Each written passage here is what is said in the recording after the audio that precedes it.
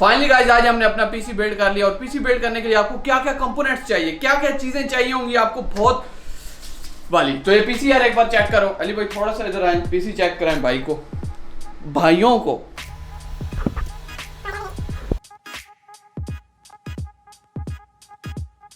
Okay तो यार सबसे पहले आप लोगों को देखना क्या होगा, सबसे पहले आप लोगों को देखनी होगी जेब। जितने पैसे आपकी जेब के अंदर है भाई उस हिसाब से आप लोग एक पीसी बिल्ड कर सकते हो। लेकिन मैं आपको कुछ ऐसी मजे की सजेशन देने वाला हूं कि आप बोलोगे कि यार पीसी बिल्ड करना तो बहुत इजी है। मतलब जब भी कोई पहली बार बंदा पीसी बिल्ड करता है, मुझे थोड़ा बहुत आइडिया हो चुका है कि आप अगर मार्केट में जाते हैं तो आपको क्या करना होगा। तो यहाँ पर मैं आपको कुछ चीजें जल्दी से बता देता हूँ ताकि आपका टाइम ज्यादा वेस्ट ना हो और फिर ऐसे साथ साथ आप देखते चलो कैसे हम पीसी बिल्ड कर रहे हैं। अरे क्या कर रही हो, कोई नहीं है, लाइट। ओके तो अगर आपने एक पीसी बिल्ड करना है तो आपको जो जो चीजें चाहिए होंगी मैं आपको डिटेल में बताता चलता हूँ, साथ साथ हम पीसी बिल्ड करते जाते हैं, आप वो भी देखते चलो। सही है। तो यहां पर भाई सबसे पहले जो आपको चीज चाहिए होगी, आपने एक सिलेक्ट कर लेना है अपना केस। यानी आपको चाहिए शश के ऐसे बहुत मजे वाले ऐसा एक केस आप ले सकते हो जिसपे आप हाथ लगाओ तो ऐसे आपको मतलब हाथ लगा के आप चस ले सकते हो, वो वाली चीज चाहिए। या फिर आपको एक नॉर्मल केस चाहिए। अगर आपका बजट लिमिटेड, अगर आप 30-35 हजार में जा रहे हो तो भाई फिर कोशिश ये करोगे एक लिमिटेड बजट के अंदर एक नॉर्मल सी केस ले लो। अब यहाँ पर पिक्चर देख सकते हैं नॉर्मल केसिंग जिस तरह होती है, हमारे पास भी एक पड़ी हुई है यहाँ पर नीचे। अगर थोड़ा सा बैक करें तो अली थोड़ा सा इसको बैक मारो,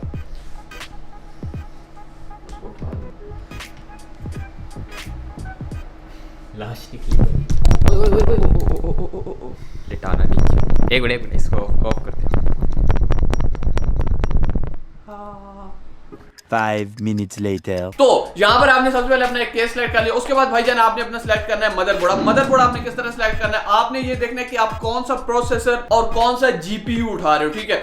अब कुछ मदरबोर्ड जो होते हैं वो इस तरीके से होते हैं कि वो जो आपकी चिपसेट है उसको शायद सपोर्ट ना करते हो, वो AMD की चिपसेट्स को सपोर्ट करते हो, इंटेल की ना करते हो। ठीक है।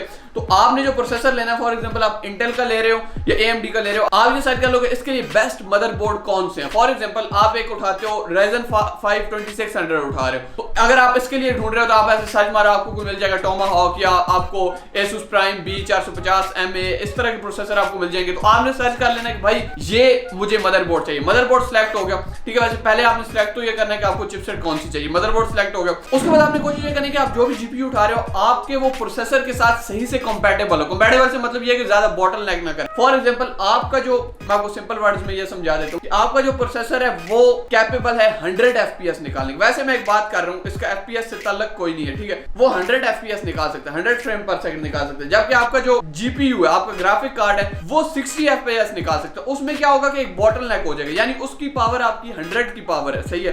100 पावर आपके जो है प्रोसेसर की है, जबकि आपके जीपीयू की जो पावर है वो सिर्फ कितनी है, आपके जीपीयू की पावर है 60। तो उसमें 40% का एक बॉटलनेक आ जाएगा। तो कोशिश करके बॉटलनेक जो है 5-6-7% या 8% से ज्यादा ना हो। कोशिश ये करें कि जो भी चीजें आप लगा रहे हैं वो सही से कंपैटिबल हो और आपकी जो परफॉर्मेंस है वो किसी भी तरीके से कम ना हो और आपके जो पैसे लग रहे हैं वो बिल्कुल ठीक लगे। ये नहीं है कि आप एक हाई एंड या बड़ा जीपीयू उठा लाते हो, बाकी हर चीज छोटी छोटी लगाते हो तो आपकी गेम खराब हो सकती है। हमेशा मेरा ये मानना है, ये मेरा एक पर्सनल ओपिनियन है कि जीपीयू जो है वो आपने कोशिश करनी है कि जीपीयू अच्छा लो। अगर जीपीयू अच्छा नहीं होगा तो हमारी लाइट नहीं साथ नहीं दे रही। आप बोलोगे भाई पीसी बनवा रहे हो, सब कुछ सीन फिट है, एक लाइट नहीं लगवा सकते? नहीं लगवा। अच्छा तो यहाँ पर आपने सबसे पहले क्या सिलेक्ट कर लिया, एक जीपीयू। अब जीपीयू यानी आपने अपना ग्राफिक कार्ड सिलेक्ट करना। आप अपने बजट में कोशिश करेंगे जीपीयू अच्छे से अच्छा जो उस बजट में आता है, थोड़ी बहुत बाकी स्पेक्स नीचे कर लें। कोशिश ये करनी है कि जो अच्छा जीपीयू आता है, जो अच्छे प्रोसेसर के साथ अच्छे से पेयर हो सकता है, आपने वो लेना है। तो यहाँ पर आपको सबसे पहले आपने एक सिलेक्ट कर लिया जीपीयू। तो यहाँ पर मैंने जो जीपीयू सिलेक्ट किया ये है 2060 Ti RTX। तो ये RTX सीरीज का एक लो लेवल का है लेकिन ओवरऑल बहुत ही जबरदस्त है। ये पाकिस्तान में आपको 60-65 हजार के अराउंड कहीं पे भी मिल सकता है। सेकंड हैंड अगर आप लें तो ये गीगाबाइट का। और वेंडर का आपने बहुत खास ख्याल रखना है। आपने कुछ मतलब जैसे अगर आप फॉर एग्जांपल RX 580 लेने जा रहे हैं तो देख लें कि जो वेंडर अच्छे हैं, जैसे मतलब RX 580 आता है, जोटेक में है या नहीं आई डोंट नो, मुझे इतना आइडिया नहीं है, लेकिन जो अच्छे हैं आपने कोशिश करनी है चेक कर लें। तो जो वेंडर है आपने वो बहुत ही अच्छे से सिलेक्ट करने हैं। अब आपको ये तो पता है कि भाई आपने एनवीडिया का ग्राफिक कार्ड लेना है या फिर आपने AMD का लेना है, वो तो आपने डिसाइड कर लिया। लेकिन उसके अंदर आप फॉर एग्जांपल एनवीडिया का लेने जा रहे हैं तो आप लोगों को ये ध्यान में रखना है कि गीगाबाइट का ही हो। सही है। चाइनी ब्रांड का नहीं उठाना। तो वेंडर बहुत ही मैटर करता है। सही है। अब फॉर एग्जांपल आप उठाने जा रहे हैं, आप MSI के जो ग्राफिक कार्ड है वो उठा लें। उसके अलावा XFX में थोड़े टेम्परेचर आई होते हैं लेकिन ठीक है वो भी गुजारा करता है, उतना उसको अच्छा नहीं समझा जाता, बहरहाल बेहतर है। सही है। बाकी चाइनीज ब्रांड से कुछ बेहतर है। और उसके अलावा Asus ROG Strix होता है, आप वो ROG जो भी बोलते हैं Strix, वो आप उठा सकते हैं। उसके बाद आप अपनी पावर सप्लाई सेलेक्ट करेंगे, तो कोशिश ये करेंगे जो भी GPU आप ले रहे हैं आप उसके बारे में सर्च कर लें। फॉर एग्जांपल आप RX 580 ले रहे हैं तो उसके लिए मिनिमम 500 वॉट्स जो है आपको पावर चाहिए होती है, तो आप उससे 50 ऊपर ही ले लें, बेहतर रहता है। जितनी कंपनी रिकमेंड करती है उतनी तो होनी ही चाहिए। आपने अपनी एक पावर सप्लाई सेलेक्ट कर ली और यहाँ पर हमने जो पावर सप्लाई सेलेक्ट की है वो है रीड्रैगन की 600 वॉट। रीड्रैगन अच्छा ब्रांड है, ठीक ठाक है, मतलब कोई बहुत हैवी वाला नहीं है। तो आप और एंटेक वगैरह की या इनकी ले सकते हैं, वो थोड़ी और अच्छी होती हैं। तो ये 80+ आप कोशिश करना है 80+ सर्टिफाइड हो, यानी 80+ ब्रॉन्ज हो, गोल्ड हो, जो भी हो, लेकिन 80+ हो।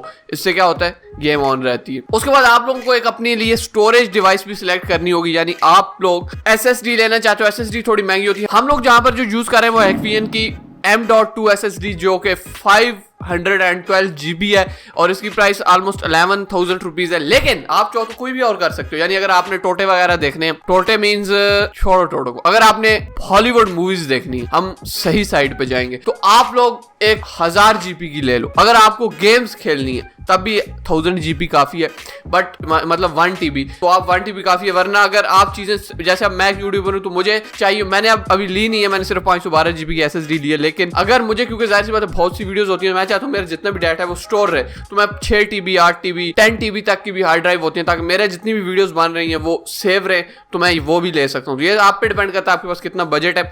अगर आप HHD यानी हार्ड ड्राइव लेंगे तो वो आपको सस्ती पड़ेगी, लेकिन उसकी स्पीड कम होती है, और अगर आप SSD लेंगे तो वो स्पीड वाली होती है और बेस्ट रहती है। इसीलिए लोग 128 GB की मतलब SSD लगवा लेते हैं, 1000 GB की हार्ड ड्राइव लगा लेते हैं। उससे फायदा ये होता है कि अपनी मूवीज वगैरह और गेम्स वो हार्ड ड्राइव में रख लेते हैं, और जो अपनी विंडो होती है उसको SSD में करते हैं, तो विंडो जो है ज्यादा फ्लुएंट और ज्यादा अच्छे तरीके से चलती है।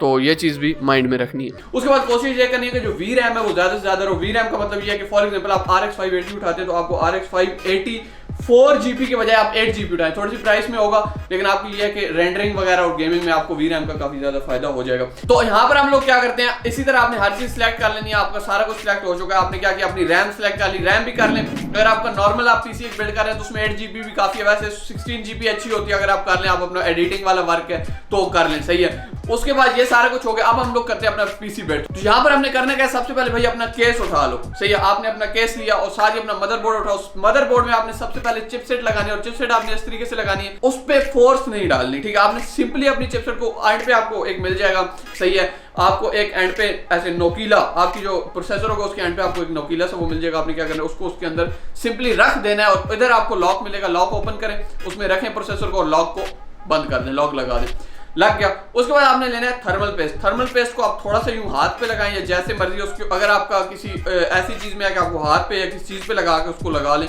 तो ठीक है, वरना आप क्या कर सकते हैं, उसके जो पैकेट आते हैं ऐसे टीके आते हैं, आप टीके से भी यूं लगा के उसके ऊपर मल सकते हैं। उसके बाद अपना ऊपर हल्का सा फैन जो है, आपके स्टॉक कूलर है या फिर आपने अपना डेडिकेटेड कूलर बाय किया हो तो आप उसको ऊपर लगाएं, दैट्स इट, ये आपका काम हो गया। उसके बाद ये थोड़ा होता है, पहली बार अगर आप कर रहे हैं तो आपके लिए मुश्किल हो सकता है, लेकिन थोड़ा बिग डील चलेगा। उसके बाद आपने सिंपली करना क्या भाई, अपना बीच में लगाओ जो दिल है। रैम है तो आपको पता है आप लगाते रहोगे, रैम्स अपनी दोनों उसमें लगाओ, दोनों 2 स्टिक है, 4 स्टिक है, 1 स्टिक है, जो भी है आप उसमें डालो। उसके बाद आपने अपना GPU निकालना है भाई, GPU को लगाओ। उसके बाद आपने करना है कि अपने मदरबोर्ड को उठा के अपनी केसिंग में फिट करो, उसके बाद उसके अंदर GPU लगाओ और उसके बाद उसकी जितनी भी वायर्स वगैरह हैं वो सेट कर दो। तो यहाँ पर आप अपने टाइम लैप्स देख सकते हो हमारे पीसी बिल्ड के, हमने किस तरीके से बिल्ड किया, एक एक चीज आपको यहाँ पर नजर आ जाएगी। और बस यही कुछ था, बाकी पीसी के कुछ ऐसे देखो क्या मजे की पीसी हमने बिल्ड किया है।